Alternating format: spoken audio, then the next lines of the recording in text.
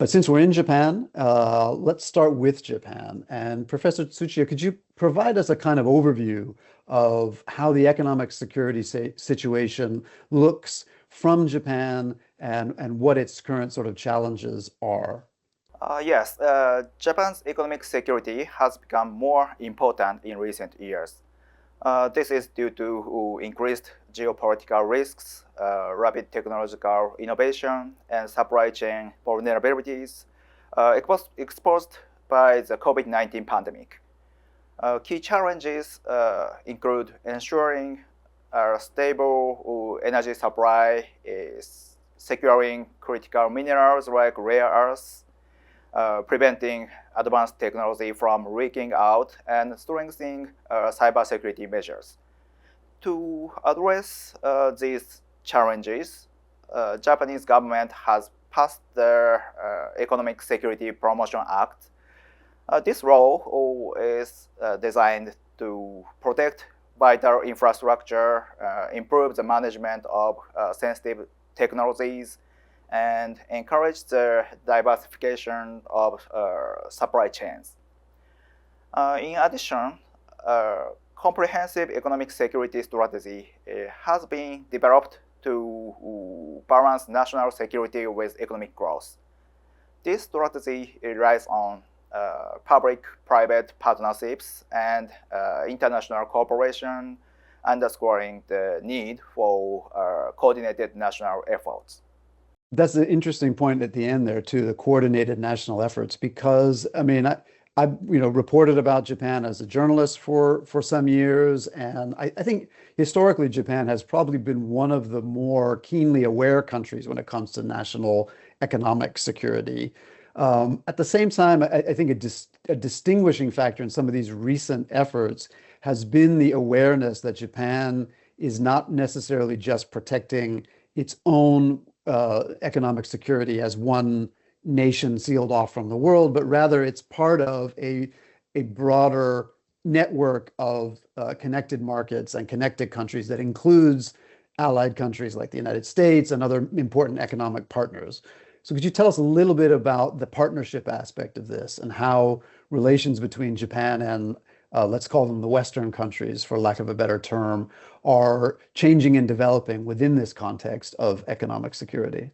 Where Japan's relationship with Western countries are growing closer, especially from an economic security perspective, based on shared values such as democracy, the rule of law, and respect for human rights.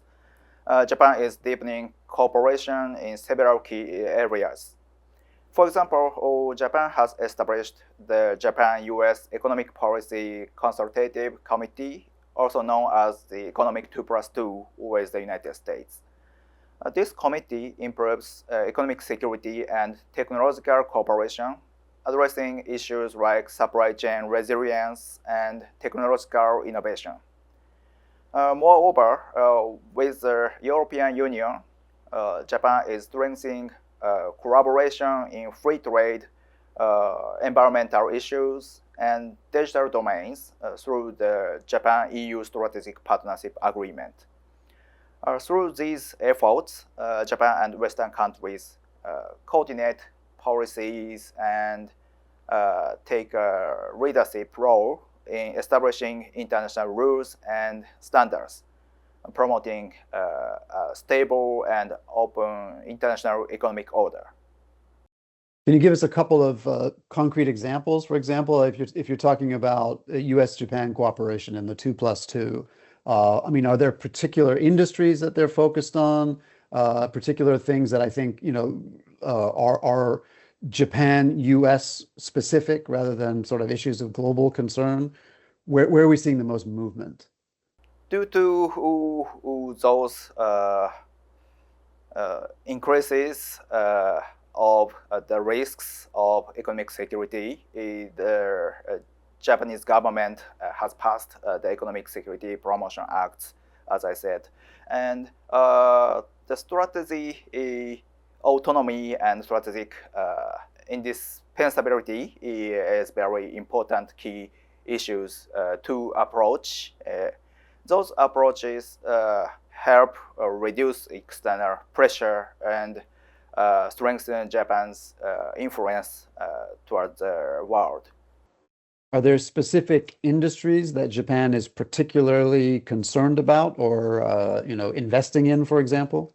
I think one of the major achievements between the United States and Japan, together with Netherlands, is the semiconductor export control. This is the way to promote Japan's semiconductor industry investment, for example, inviting a TSMC to Kumamoto and establishment of the Rapidus. But at the same time, there is a significant importance of the role of semiconductor in the military equipment. So Japan, Netherlands, and the United States agreed to limit the export of the semiconductor manufacturing equipments to China in order to prevent China to develop the high-end semiconductor, which can be applicable for the military applications. So I think this is one of the profit, or let's say the outcome of the economic 2+2.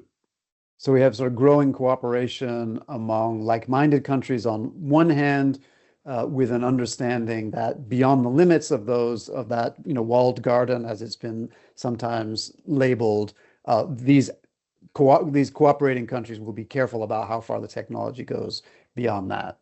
And speaking of who's outside the walled garden, and back to Professor Tsuchiya, I mean, we're talking on one hand about cooperation with Western countries, but of course this is all to some extent at least a response to developments elsewhere, and that's where relations with Russia, but of course China come into play. Can you tell us a little bit about sort of what Japan sees and what it's doing when it looks outside that group of like-minded countries? Well, relations with Russia and China bring complex economic and security challenges. Regarding Russia, Japan has imposed economic sanctions alongside the international community in response to Russia's invasion of Ukraine. This situation affects long-standing cooperation in areas such as energy supply and Northern Territory issue.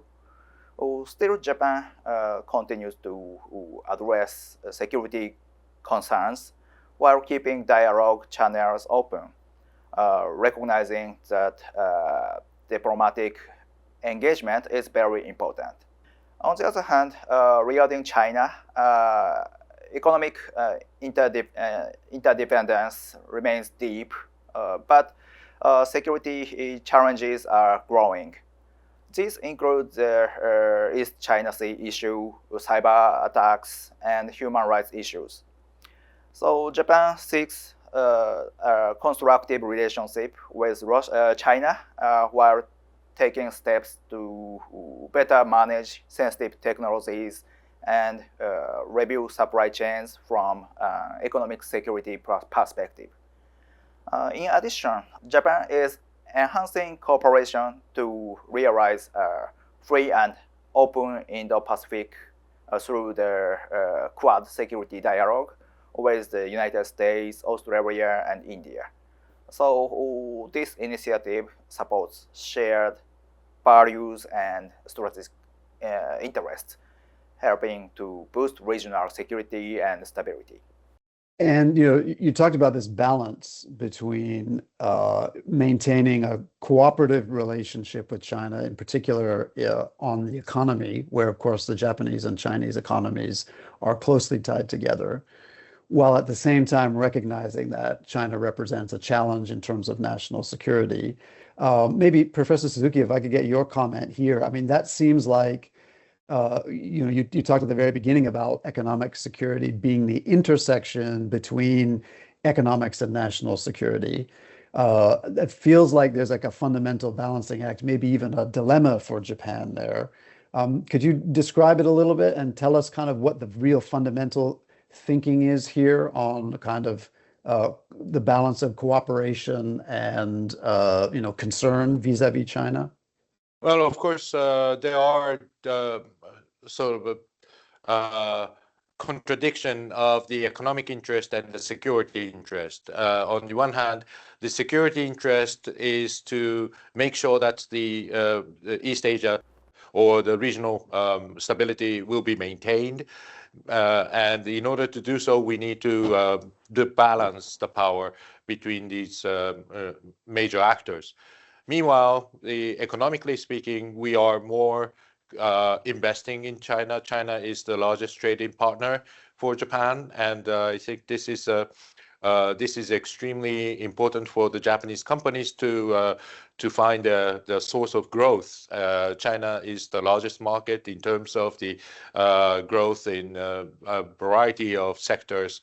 If the economy is used as a weapon of to strike a balance in the region, then I think those investment will be seized or halted, and I think there will be more risks for the Japanese companies to invest in China or vice versa.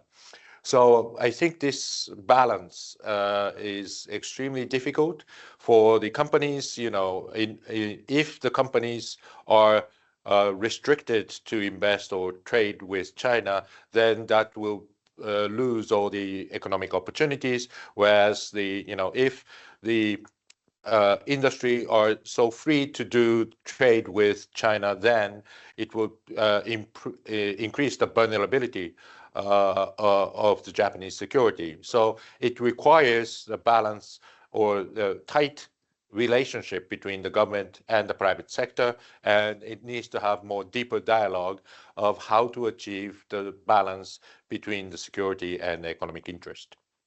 Because of course, if the private sector sees economic security merely in terms of a tightening of the rules and limits on its ability to do business, that's a problem for the private sector. But they also don't want to be used as tools of kind of economic competition, right? So presumably they have their own agenda when it comes to economic security. Is that right? Yeah, I think it's not just the economic competition. The economic competition happens in the market, but I think it is the power of the government who controls the export and imports and investment.